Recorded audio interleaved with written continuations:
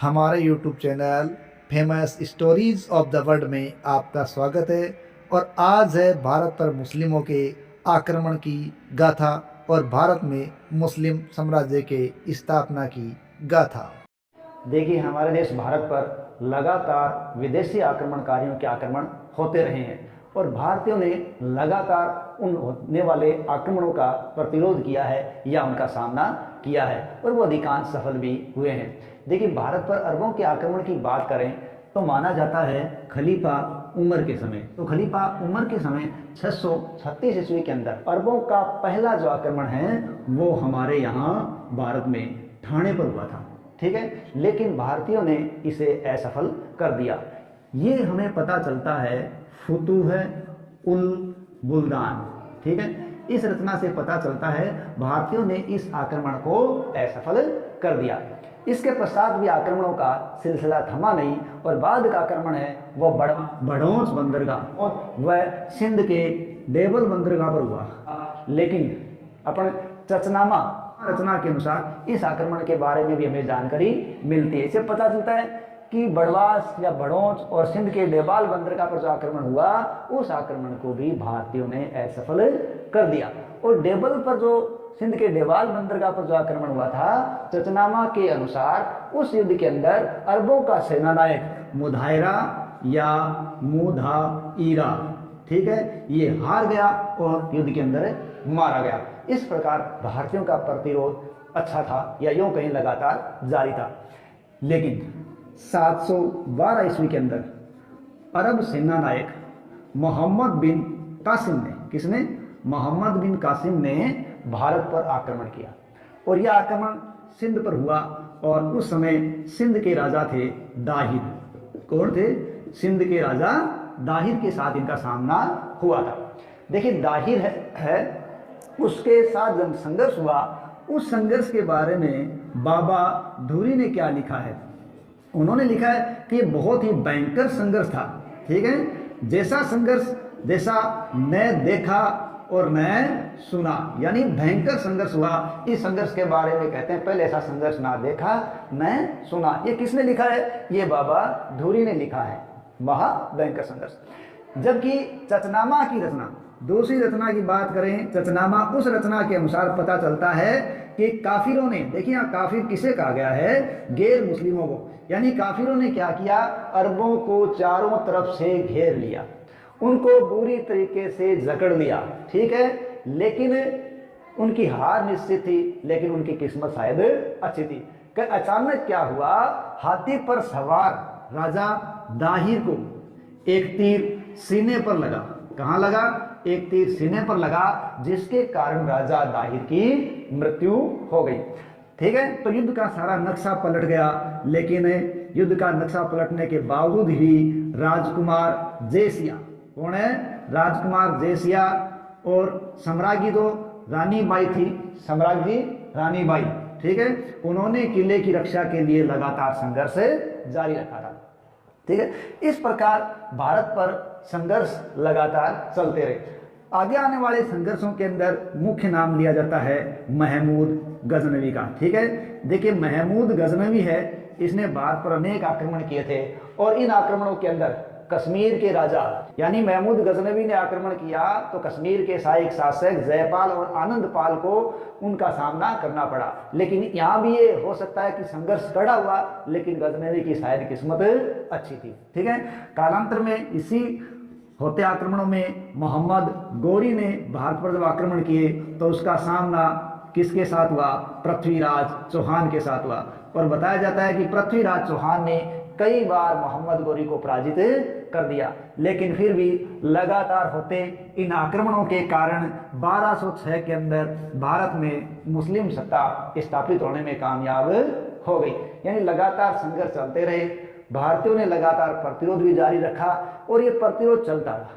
लेकिन फिर भी 1206 के अंदर भारत में मुस्लिम सत्ता की स्थापना हो गई। लेकिन मुस्लिम सत्ता की स्थापना होने के बावजूद भी ये नहीं था कि भारतीयों का प्रतिरोध रुक गया।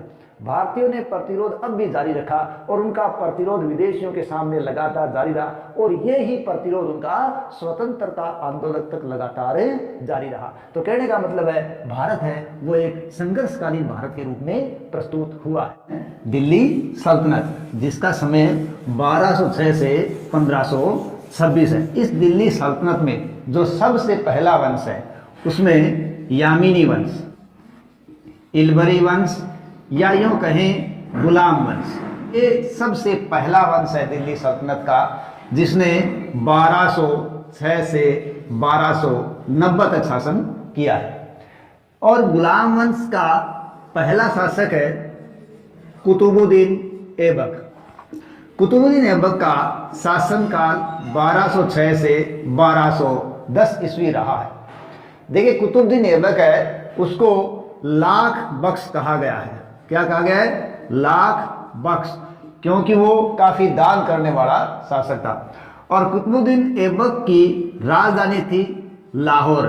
ध्यान रखें कुतुबुद्दीन ऐबक के बाद में दिल्ली राजधानी की ओर अग्रसित हुई है, जबकि अब तक क्या है? लाहौर ही इनका केंद्र रहा है। हसन निजामी ये इतिहासकार किसके संरक्षण में थे? कुतुबुद्दीन। या किस इतिहासकार को कुतुबुद्दीन ऐबक का संरक्षण प्राप्त हुआ? तो वो है हसन निजामी। ठीक है। कुतुबुद्दीन ऐबक ने अपने गुरु कुतुबुद्दीन बख्तियार काकी की स्मृति में कुतुब मीनार का निर्माण शुरू करवाया। कुतुब मीनार, कुतुबुद्दीन ऐबक कुतुब मीनार की एक ही मंदिर बना पाए थे। ठीक है। और इस पूरी कुतुब मीनार का निर्माण बाद में आने वाले शासक इल्तुतमिश ने पूरा करवाया था। तात्कालिक साहित्य से पता चलता है कि कुतुबुद्दीन ऐबक है उसकी मृत्यु चौगान या पोलो खेलते समय, ठीक है, पोलो का एक दूसरा नाम क्या है? चौगान। तो चौगान या पोलो खेलते समय घोड़े से गिरने से मृत्यु हो गई थी।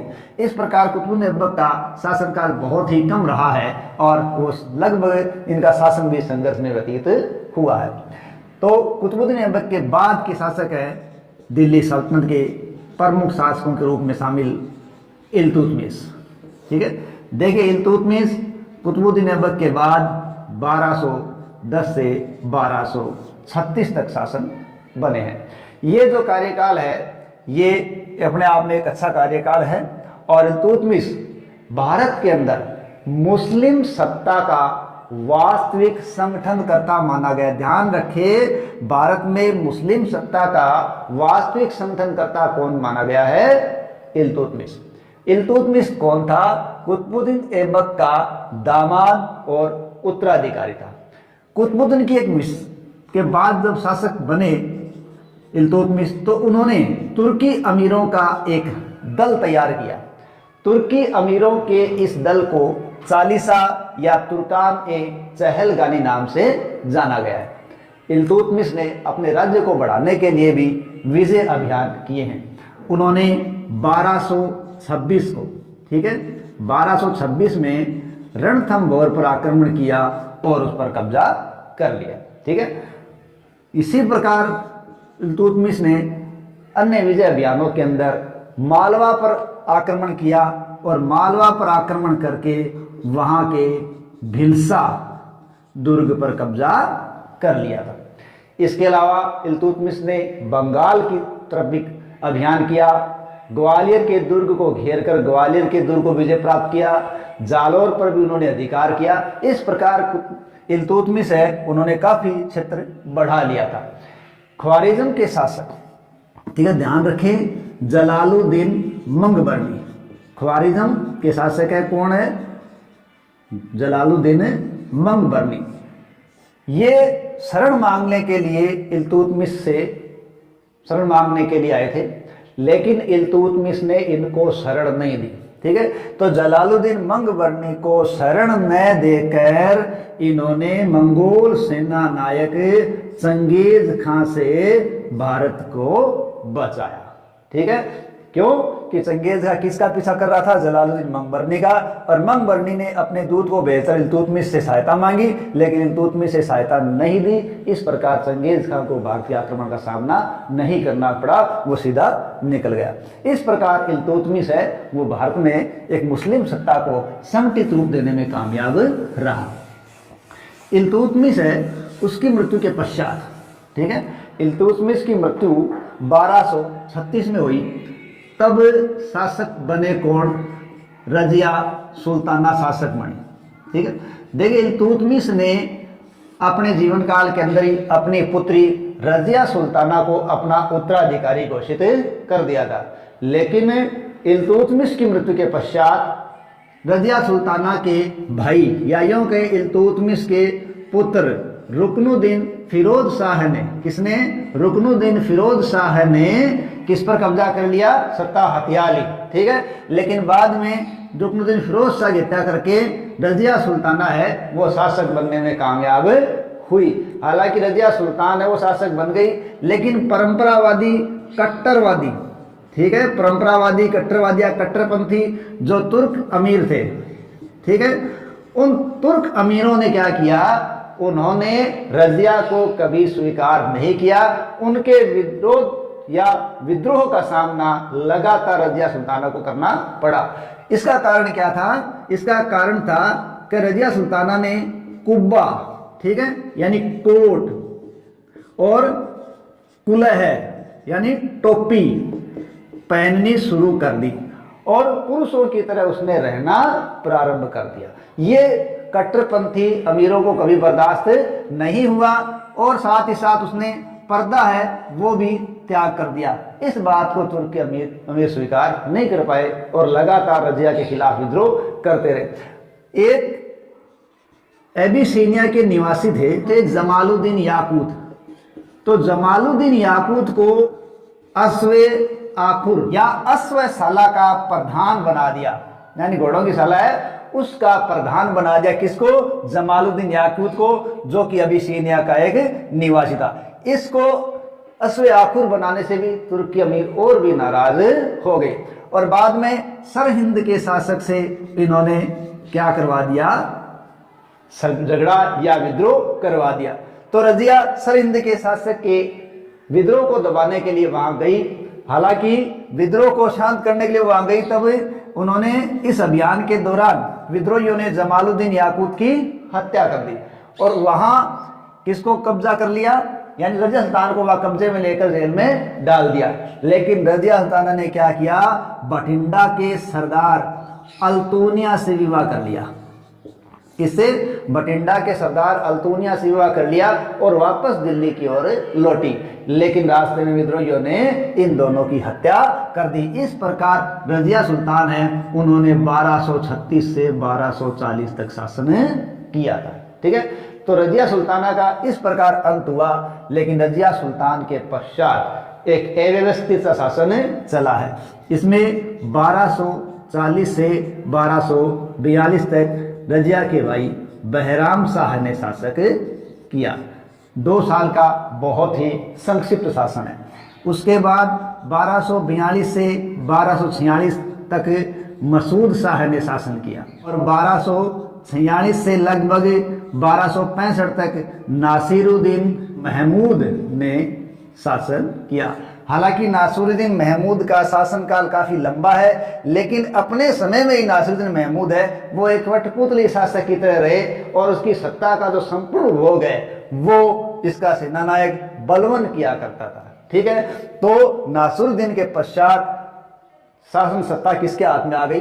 बलवन के हाथों में आ गई। तो बलवन इस प्रकार जो पहले भी सत्ता का उपयोग कर रहा था नासिरुद्दीन महमूद के समय, अब वो सर्वशक्तिशाली बन गया। तब कौन सा शासक आ गया? बलवन, ठीक है। 1265 से 86 तक जिसका शासनकाल लगभग रहा है। देखिए बलवन है उसका मूल नाम था उलूग खां, ठीक है। और जो 40 दल का गठन किसने किया था? इल्तुतमिश ने। उस 40 दल जो तुर्की अमीरों का एक दल था, उस दल का सदस्य कौन था? बलवन सदस्य रह चुका था। इसलिए वो तुर्क अमीरों के द्वारा रचे जाने वाले षड्यंत्रों से पहले से परिचित था। ठीक है, लेकिन बलवन के समय मंगोलों के आक्रमण हो रहे थे। उन मंगोलों के आक्रमण से रक्षा करने के लिए एक नया विभाग दीवाने आरिज ये बलवन ने स्थापित किया। ठीक है, मंगोलों से रक्षा करने के लिए एक नया विभाग दीवाने आरिज किसने शुरू किया? बलवन ने। इसके अलावा फारसी परंपराएं, कौन सी परंपराएं? फारसी परंपराएं, सिजदा यानी शासक के सामने झुकना, सिजदा, और पेबोस यानी शासक के पांव को चूमना, झुककर चूमना। ये पेबोस की परंपराएं किसने शुरू कर दी? बलवन, यानी फारसी परंपराएं बलवन ने दरबार में शुरू कर दी। और उसने अपने आप को जिल्ले इलाही कहा है। क्या कहा है? यानी बलवन ने अपने आप को जिल्ले इलाही कहा है, जिसका मतलब है ईश्वर की छाया या ईश्वर का प्रतिनिधि। बलवन कहता था कि शासक होता है वो धरती पर ईश्वर की छाया या ईश्वर का प्रतिनिधि होता है। ईश्वर ने उसको कुछ विशेष गुणों के साथ भेजा है, इसलिए वो साधारण जनता से अलग है और वो जनता पर राज करने की काबिलियत या गुण रखता है। इस प्रकार वो अपने आप को जनता से अलग रखता था। साथ ही साथ अमीरों के द्वारा किए जाने वाले विद्रोह से वो भली भांति परिचित था, इसलिए उसने कठोर कानूनों का और अनुशासन का सहारा लिया। ठीक है, और इसी कठोर कानून के साथ उसने रक्त और लोह की नीति अपनाई। कौन सी नीति अपनाई? रक्त और लोह की नीति किस शासक ने अपनाई? बलवन ने। इसके तहत उसके विद्रोह के सामने आने पर विद्रोह में शामिल पुरुषों को वो वध करवा दिया करता था और उनके स्त्री, उनके बच्चे आदि को वो गुलाम बना लिया करता था। इस प्रकार वो एक काफी अनुशासित और कठोर शासक के रूप में साबित हुआ। साथ ही साथ में चोरों को, डाकुओं को दमन करने का पूरा प्रयास किया, कठोर कानूनों द्वारा उनको रोका। राजपूत जमींदार जो जगह जगह विद्रोह करते थे, उन विद्रोह को कुचलने के लिए भी बलवन है वो कामयाब रहा। लेकिन इतना कुछ होने के बावजूद भी हम ये कह सकते हैं कि बलवन है उसने दिल्ली के प्रशासनिक ढांचे को सुधारने के लिए काफी कुछ प्रयास किया और 1286 के अंदर बलवन की मृत्यु हो गई। बलवन की मृत्यु के पश्चात केकुपाद को शासक बनाया गया। किसको शासक बनाया गया? केकुपाद। लेकिन कुछ ही समय पश्चात इसको भी मार दिया गया और क्यूमर्स जो कि छोटा बच्चा था उसको शासक बनाया गया। लेकिन जलालुद्दीन खिलजी, कौन है? जलालुद्दीन खिलजी, इन्होंने अपने आप को क्यूमर्स का पहले संरक्षक बताया, बाद में क्यूमर्स को पदच्युत करके जलालुद्दीन खिलजी ने गुलाम वंश का अंत कर दिया और 1290 में खिलजी वंश की सत्ता स्थापित कर दी। इस प्रकार गुलाम वंश 1206 से 1290 तक रहा और खिलजी वंश 1290 में स्थापित हुआ। इस प्रकार क्यूमर्स हम गुलाम वंश के अंतिम शासक के रूप में देख